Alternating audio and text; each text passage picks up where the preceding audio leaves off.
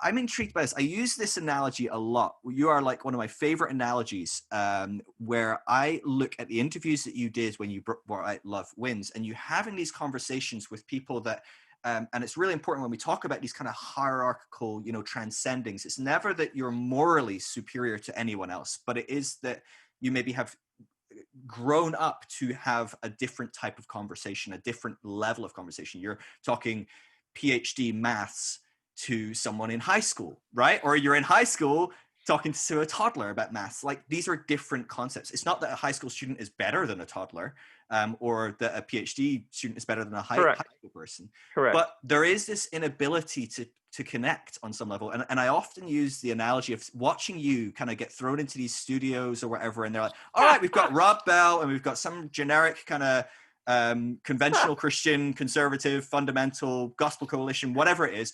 And we're going to give them both 3 minutes to state their points, and then we'll see who wins. And I could just see this setup, and I'm like, oh, by the way, we're not going to tell Rob Bell ahead of time that this is a setup. We're going to tell him that it's a different thing. Yeah. I remember this story again and again, where you were like lured in. This guy loves your stuff. He's a big fan. But like, you could just see this moment of like, oh shit, Rob's going to lose this conversation regardless of how well he puts his point, because he's not able to communicate on the level that the other person is. The other person is just not able to have a conversation at a level. You're not able to explore contextualizing on that level. You're not able to look at historical relevance. You're not able to see the scripture as a trajectory rather than a static point.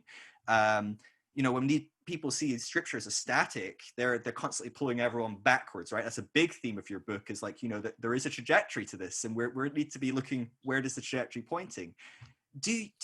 Why do you do it? Why is there an element where you are going, when was the last time? I guess that probably has been a while since I've seen you do these kind of interviews. Have you got to the point? 8 years? Really? 9 years?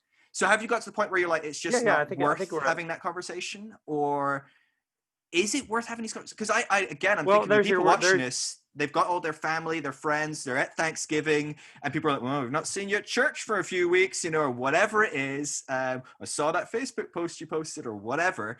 And they're left in that same situation that you're in, right? There's no mass audience, millions of people watching, it's maybe not as deeply dangerous, but it's still like, oh shit, how do I have a conversation with, right? How does the high school student have a conversation with a toddler about maths? And again, it's not about moral superiority. It's not about being better than the person. Yeah. It's about being more grown up in this spiritual path. So that's a great question. What a really great question. I mean, I would start with, you don't have to have any conversations you don't want to have. You don't owe anybody anything. There's lots of things I just don't do. I would imagine whatever conversations you're referring to, I'm trying to think, the last one, 2012, maybe? Right. 2013, maybe? And I distinctly remember a couple thinking, these aren't actually, and let's go back to your word conversation. They're not actually conversations. I became aware you're brought in order to solidify the egoic structures of the people who brought you in. You're not being brought in a spirit of curiosity and exchange. Yeah. So I think I just started to become much more aware over the past, maybe a decade ago, like, oh, there are energetic exchanges here. And you just simply don't have to participate in exchanges that don't have a point. Yeah. You know what I mean? Absolutely. You could just not be at the holiday dinner. Like you can just not have that conversation. If you do choose to have the conversation, you can laugh. You can just, if you want to do it, you can laugh your way through, like, oh my goodness, that's funny that you always bring that up. Right. What is it? You can ask the other person questions. So you just decide, I'm going to ask them questions. You can also just always smile and say, I'm just taking it more seriously than ever. No, this is not because I wandered away. Yeah. This is because I've taken this more seriously than ever. Yeah. And you can ask yourself questions. Am I more alive than ever? Am I more loving than ever?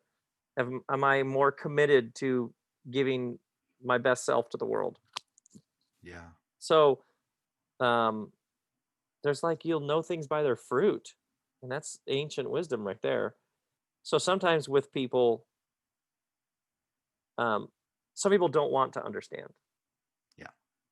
So, like, to your listeners, I would say, do these people even remotely want to understand? Yeah. Because you don't owe anybody anything.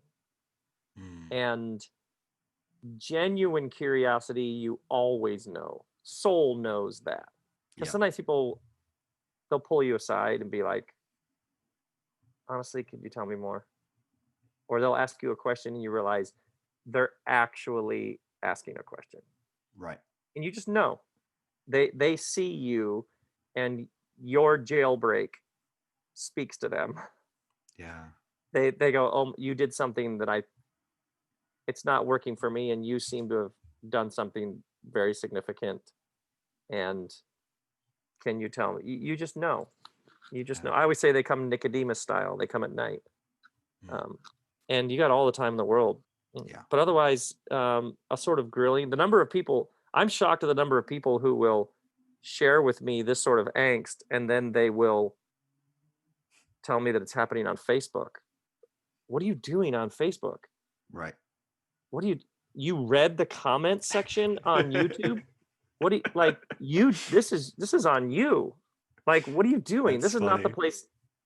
This is not the place to have any of these sort of, or this the need to publicly proclaim that they aren't where they are is Mm. very it's actually very immature and childish. Sure. And I this guess. need to like let everybody know that they have left whatever and they're now eh, that's actually just it's the same ego structure, just swapping out. It's the same rigid fundamentalism they're claiming to be released Yeah. from. Well, you mentioned So this in your book, and I wanted to talk about this because I'd love your thoughts on this. But you talked about, basically letting go of one fundamentalism for another. And we see yes, this yes, all the time. We see it in yeah, our yeah, politics, we see it in our religion, we see it in all yeah, the yeah, things. Um, and I guess you struck the nail on the head, I think, personally, when you talked about immaturity.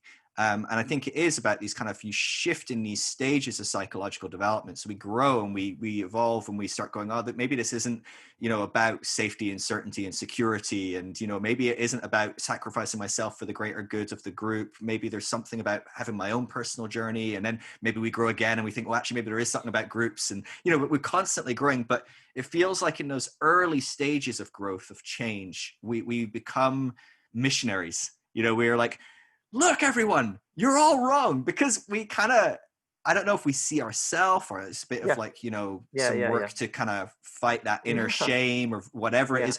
But do you think because when you talk about we have to avoid switching one fundamentalism for another, do you think we can avoid that? Or do you think we can just work to be growing through that quicker? Yes, Or, yeah, yeah, yeah, yeah. You own every square inch of your story. mm, So like if I were to meet somebody who's running as fast as they can away from some very strict or whatever rigid upbringing, I would simply say to them, do you have a sense of right and wrong? Yeah. mm, Do you brush your teeth before you go to bed? Yeah. Do you have a sense of moral compass? Yeah. Do you have a sense, sometimes postponed gratification and discipline is the best path? Yeah, yeah. Okay, great. Where'd you get that? Because mm, you got that somewhere, some stage of development. yeah, And those are the very things that you were given in that exact environment that also gave you a number of other things that don't work anymore, but there's some good in sure, there. So you are who you are because some of that good in there worked on you. So the sort of repulsion against one's past, yeah, there's actually some things in there that shape you in some good ways, in addition to yeah, things that of course you're going to leave behind. yeah, So it's to transcend and include is to own every square inch of it, and it worked on you, and there's some good that did in addition to the stuff that didn't work on you in such good ways. But right, that's often the thing. And so the art then is to not allow your newfound enlightenment to become an obstacle to other mm, people's. yeah, Probably as a general rule, just quieter, just go about doing your work in the world. mm, No need to announce all of this. We get it. People will get it. yeah. Yeah, let Yeah. all that energy be converted into energy to do whatever it is you're here to do. Mm. Yeah. Yeah. Yeah. It's like you got to let it marinate for a while. Whatever the new idea, or the new insight, or the new step, you got to live with it for a while. Yeah. No, that's See what beautiful. it I is. love it. See where it goes. See what it Mhm. does. And this is just a long game we're playing here. Yeah. But there's sometimes a knee jerk. Somebody is so happy to have been set free from whatever that is, that it's almost like a repulsion for their earlier self. Yeah. But you have to be kind and loving for your earlier self. Mm. Um, and nobody is ever galvanized or catalyzed to step forward because somebody shamed them for the place that they're at. You know what I mean? It's Yeah. Yeah. we're seduced, we're wooed into new ways of being. Yeah.